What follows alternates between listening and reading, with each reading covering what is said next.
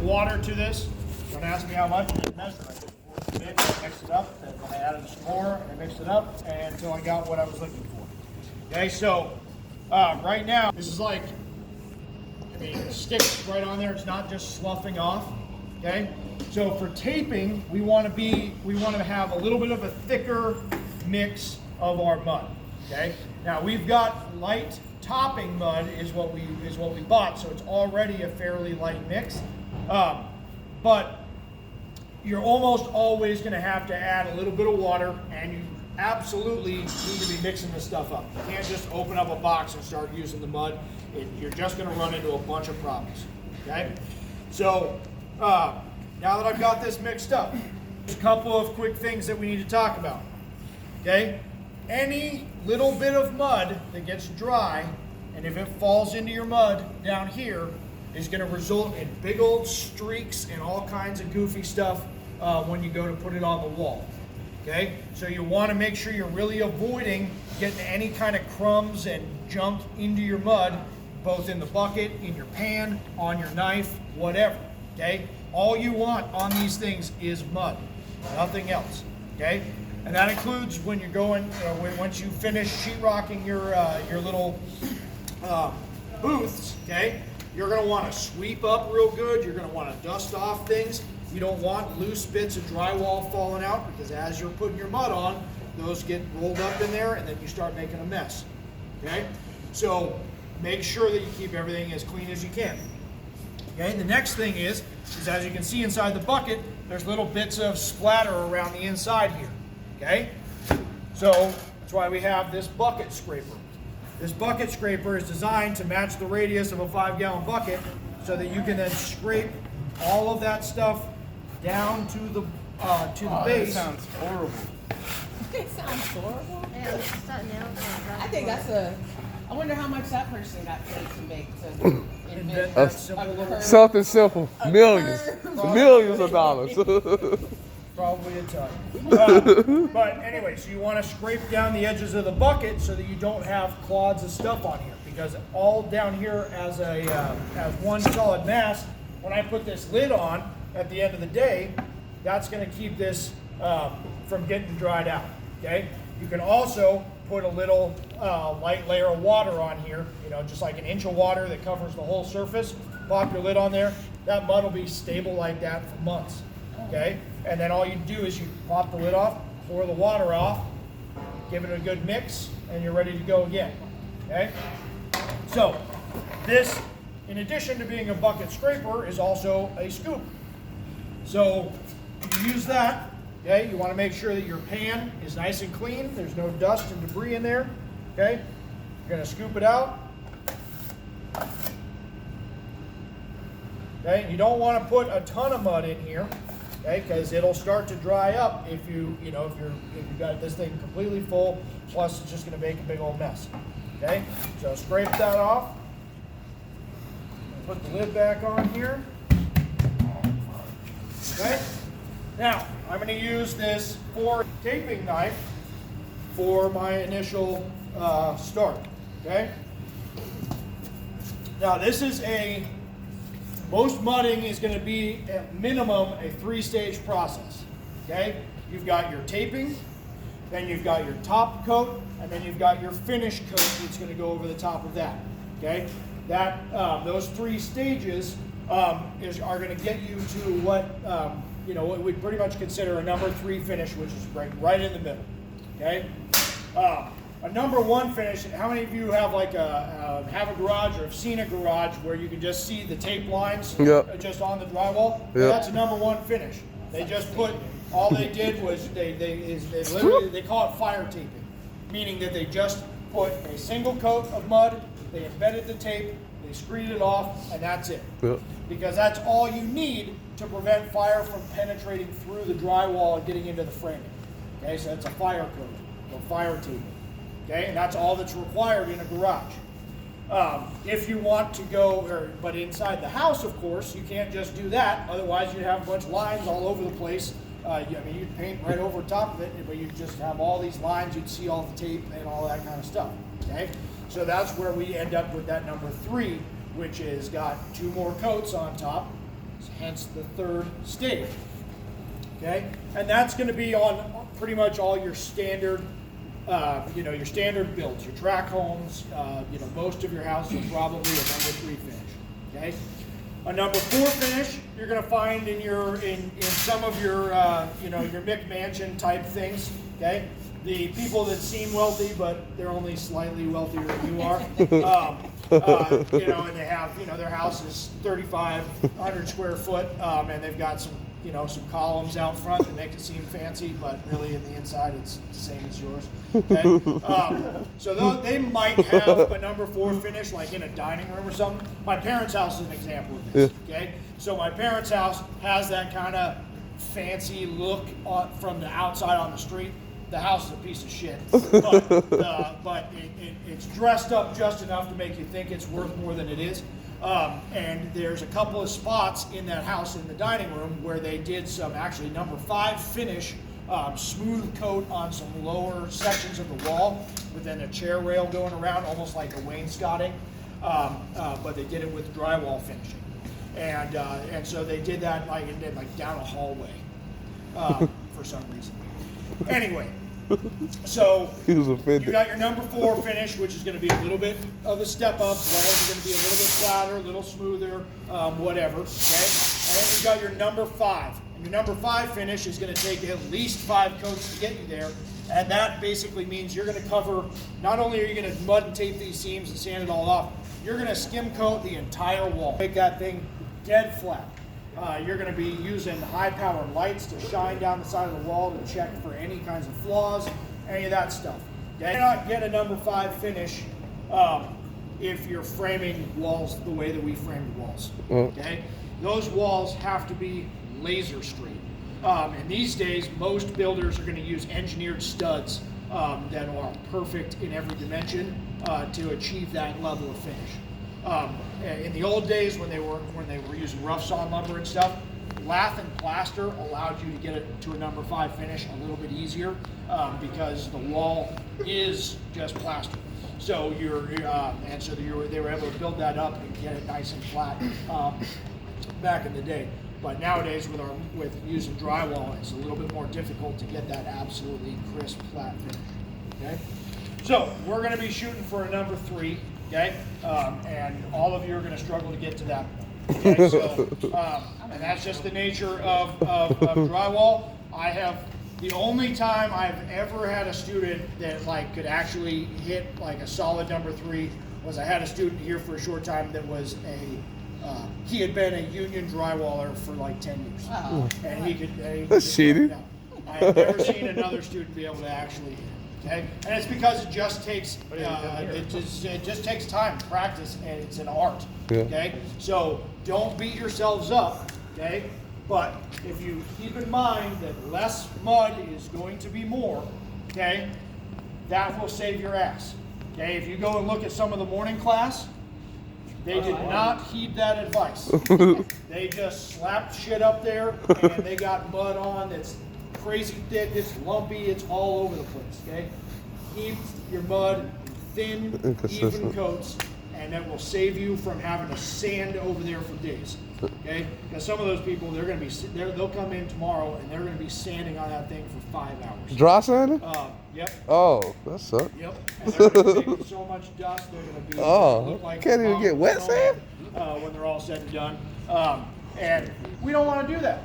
As previously discussed, we don't want to be breathing in. They're definitely going to need respirators and everything. Okay, so if we use as little to do this, then we shouldn't have to do that much sanding. Okay, sanding is the worst part of this. It is. Okay, so the last little bit that I'm going to tell you before I get started here is that when you look at your knife, okay, if you look right down the edge of the blade, you're not going to be able to see it probably, but it's curved. Okay, just subtly curved. Okay, so it's got a little bit of a bend going like this. Okay, I want that curved side to be the side that I'm using to trowel this on. Okay, the reason for that curve is for stuff like these tape lines. Okay, when I go to embed that tape, I want more mud in the middle than I do on the outside edges, because I'm trying to feather this out so that it creates a smooth surface when I'm all said and done. Okay, so you want to check your knife and make sure that that curve is going in towards the direction that you're pressing the mud. Does that make sense? Yep. Okay. It'll be a little bit more noticeable on the bigger ones. This 12-inch knife has a little bit more of a curve to it. Yeah. It's a little bit easier to see. Okay. So.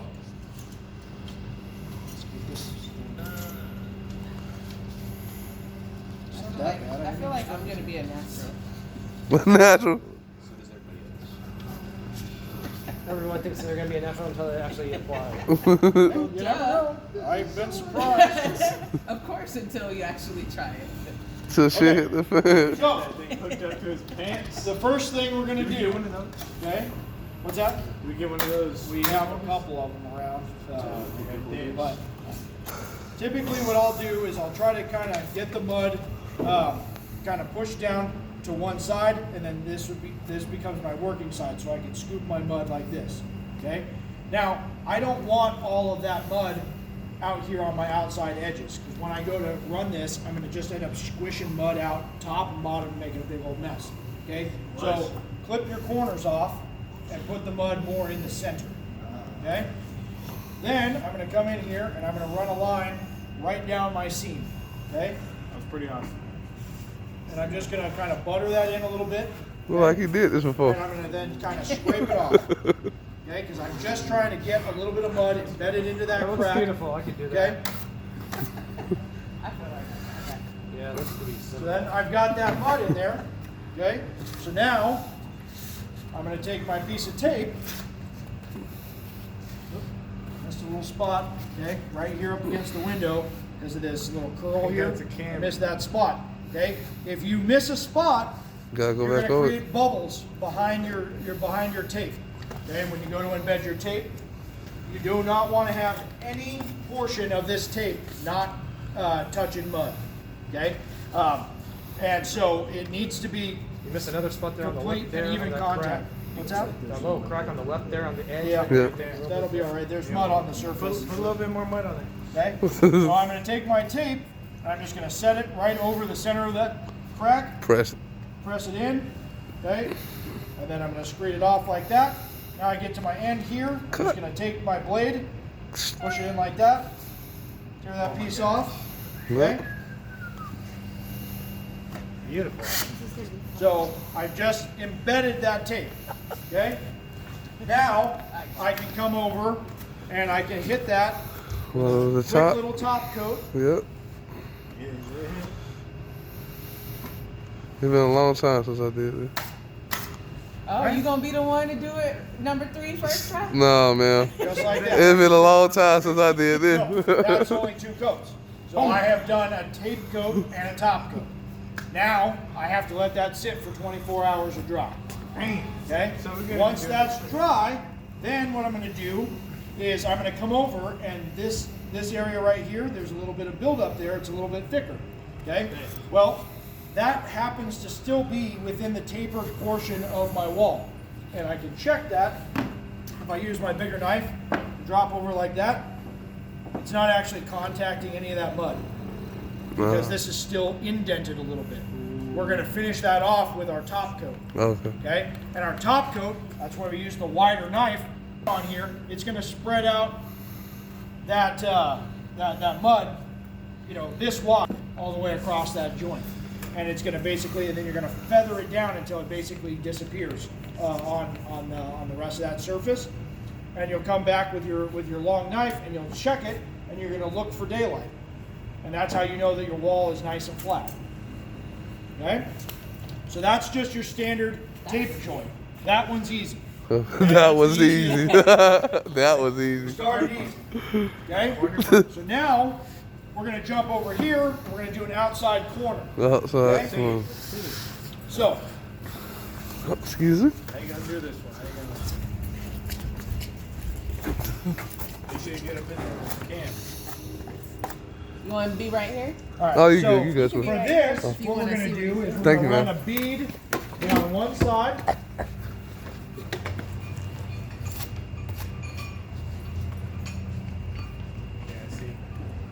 side of the corner. Okay, one side. Gonna get the other side. Ooh, double side. He need to be in his head.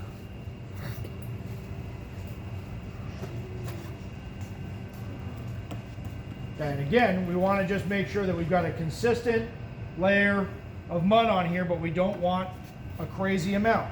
So I'm going to come back and I'm going to scrape off some of this excess. In the middle is pretty thick. Oh, you're gonna be fun to work with while putting dry mud on. It's not up to code. You Okay, Gotta lick it. so now we've got a fairly thin coat going down both sides, just a little bit here on the bottom. Okay, now my corner, okay, is going to drop on just like that. just like this. Okay, That's where you get that nice square edge. that's what Yep. gives you your nice square corner, yes. Yep. Okay, but not quite yet. So what we have to do is then we're going to run this down and we're going to embed that tape into the mud. Okay? If you look closely here, you'll see that this corner actually sticks out a little bit. If you're looking straight down, it bulges out right at the end. Okay? So when I run my tape knife down, I don't want to be riding on that high spot. I want to be on the inside of that. Okay? And you'll wanna be able be to on the see it a little wood? bit better when I come around the other side. Okay? So if I come in over here, okay, instead of being right out here on this outside corner, I'm going to come inside here. So you're gonna put pressure on the drywall rather than on the corner piece? Okay. Yeah. Yep. Okay. Now what I have to do is I have to make sure that this corner is actually sitting on here square, because it may not. So if I take two knives and go like this, I can create a little square. Okay? Oh. So I'm going to take this, I'm actually use the short one going this way, the long one going this way. Okay? And you can see right here how messed up that corner is. Okay? So that's telling me that I need to draw this side back. You see how it moved? Which I- way did you? Which way? So I Okay. pushed it like this. Oh, okay. Okay? Oh, okay. So I pushed it in like this in order to get it to move over. Okay? So that's an important part of this process, is making sure that your corner is actually seated on the corner at 90 degrees. Okay?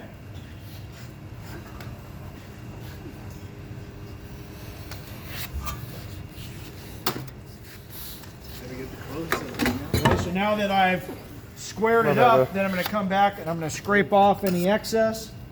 I've got good embedment.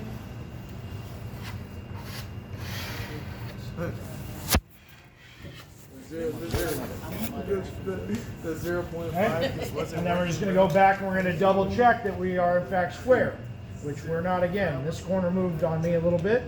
Okay, so I'm going to square that up. Square that up. Square that up. Okay? Now, you might be asking yourself, well, the when we put that mud on there, the no matter what we do, there's still a gap between the end of that corner and the wall. Okay?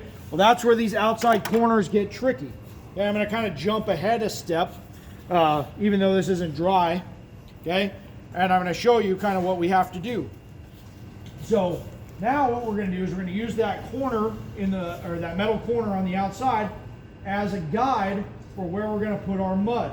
Because what we actually have to do is we're going to have to build up the corner of this wall to match this point and then feather it back so that it looks like it's straight.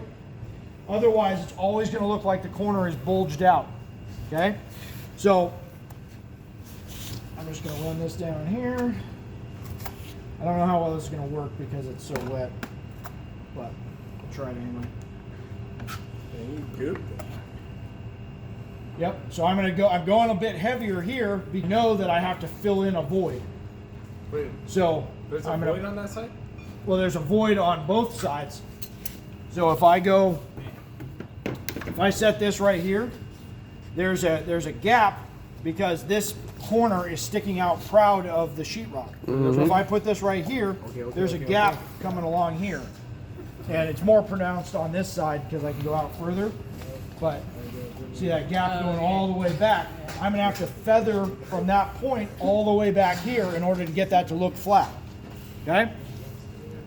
So now that I've got some mud buttered up on there, now I'm going to ride my knife on that corner.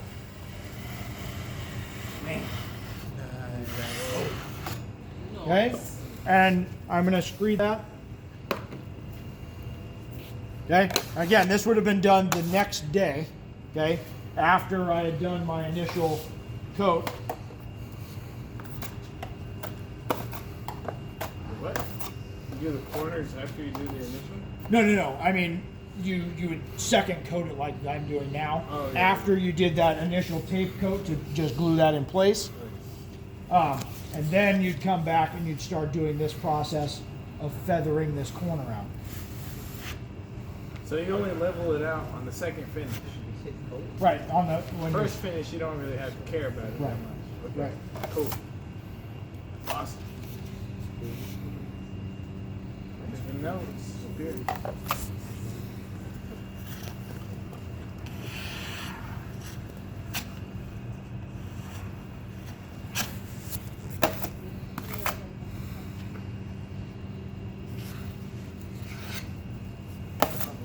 Okay, and you don't want much pressure when you're running this either. Okay, it's I don't know how many of you are bakers, but if you've ever frosted a cake, it's basically the same thing.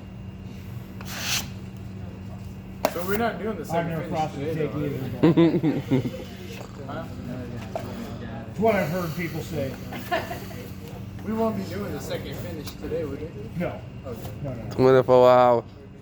Okay, so this would be Don't care about it. We're trying. kind of the initial top coat on an outside corner.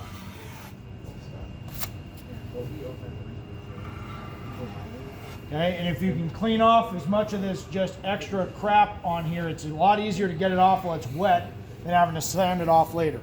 Okay, but you can see now how much I've had to add here. But you can also see that if I take my knife and I stick it on here, all of a sudden that there's not a big old gap there. Okay, there's still a little bit of a gap. Okay, but I'm going to fix that when I do my final coat. Okay, but that's what we're trying to achieve corners, is that looks flat. Okay, if you can get something to visually look flat over a foot, it is flat for all intents and purposes. Perception is wrong. Right.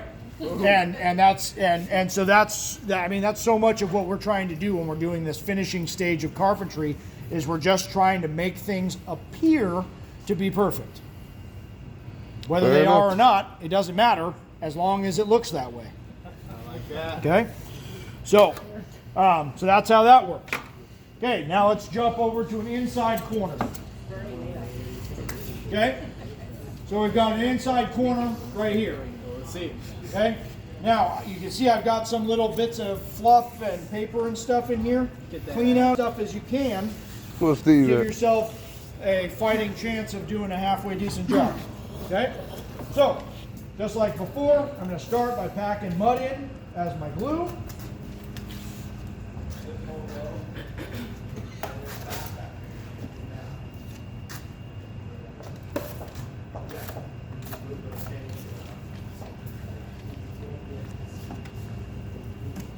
And just like before, we want to get a nice, fairly even, not too thick coat, but we want to make sure we've got enough stuff on there to create adhesion so that we can actually get that to stick on there.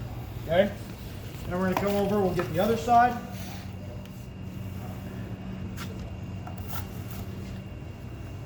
You alright? You good? No, you good? You good? You ain't never the video.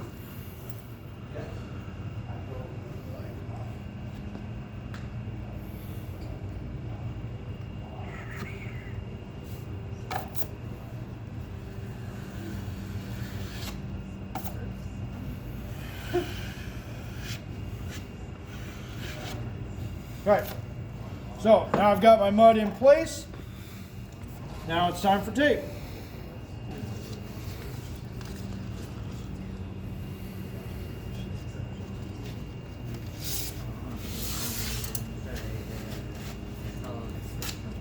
Okay, now remember what I told you, this tape has a little perforation running down the center.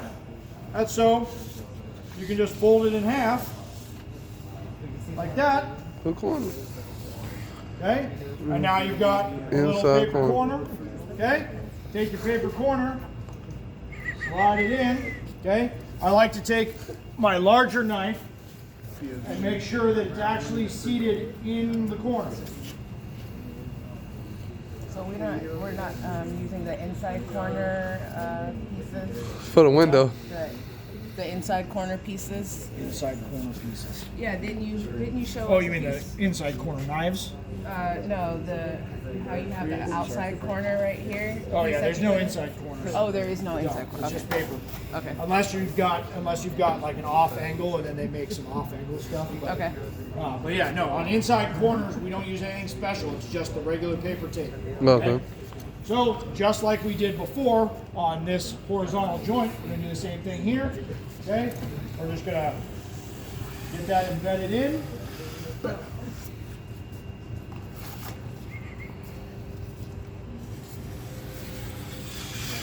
For the close-up right there.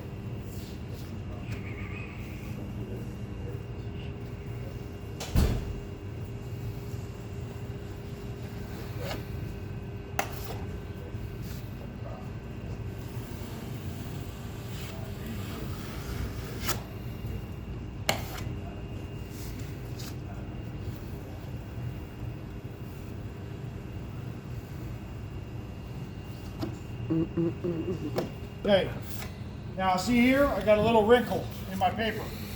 Okay, I want to fix that right now. Okay, this little wrinkle right here is going to cause me problems if I don't get rid of it. Okay, so all you typically have to do is just apply some tension on the tape and stretch it out a little bit, and then just come back and get it to stick down.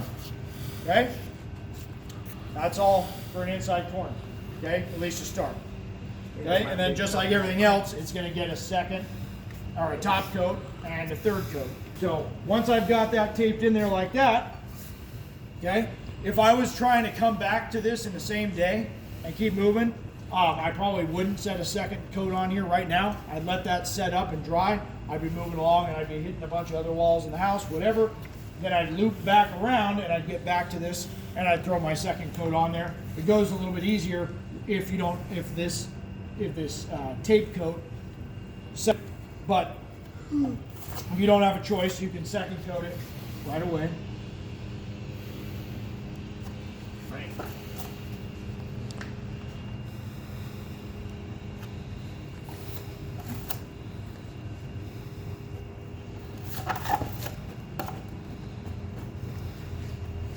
I can see how the 5 gallons doesn't last very long now.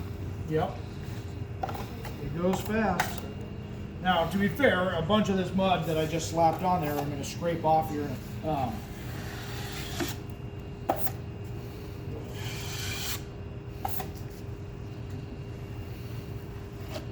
nice. That was a nice one. Crinkle at the top.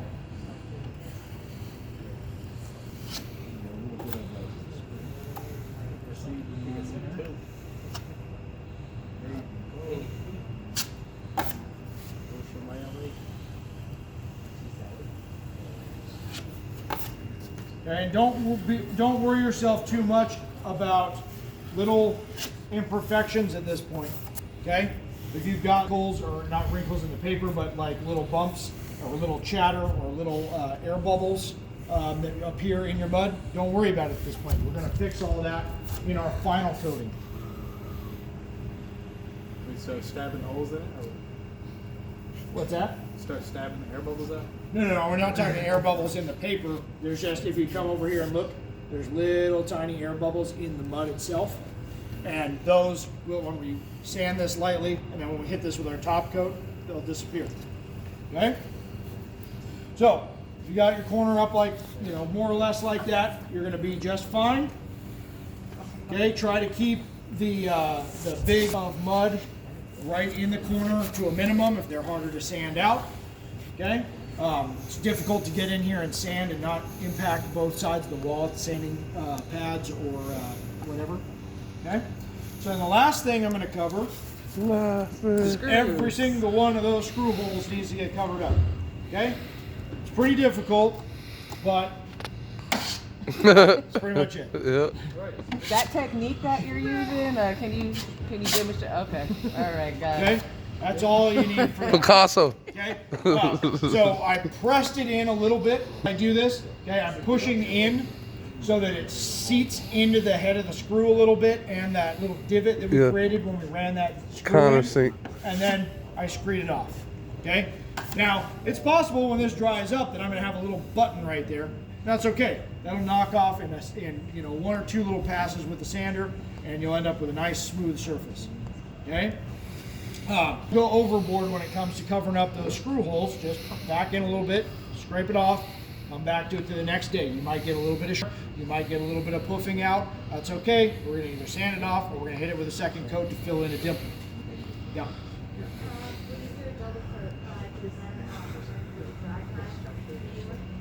Yeah, it's going to slow down your dry time. So that's why if you do a tape coat and then a second coat in a single day, we got to wait 24 hours before you can come back and start sanding. Okay, and so if you're probably not going to get anybody into any mud today because none of you are finished yet. Tomorrow when we do actually get into the mud, you're gonna get to basically this first and second coat on some portion of your project. We'll let it sit over the weekend. We'll all come back Monday. Everything will be nice and dry and crusty. We'll make a bunch of it's not sawdust, but a bunch of dust when we sand it all up to get it smoothed out, and then we'll start hitting into our finish and top coats. Okay? Any questions on what you saw just now? No, sir. Okay. Not yet, anyway. All right. Not till we get in there to do it. Okay.